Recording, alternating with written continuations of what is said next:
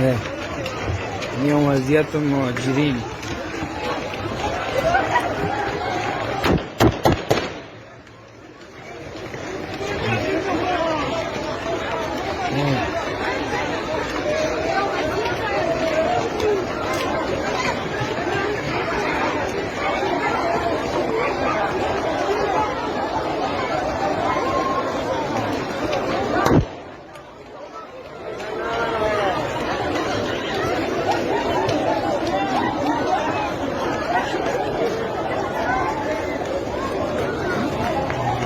Onu öyle geçirek.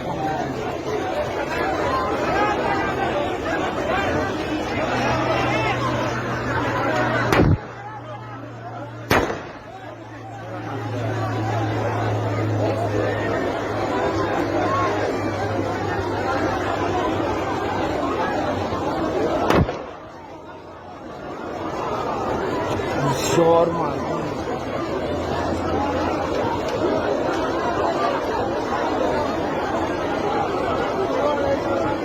कैमरे तो पॉइंट की मैं टेलीफोन करना है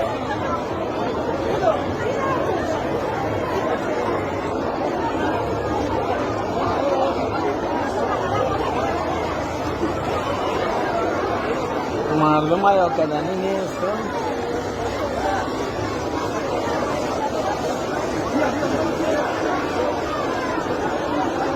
मुझे सही किया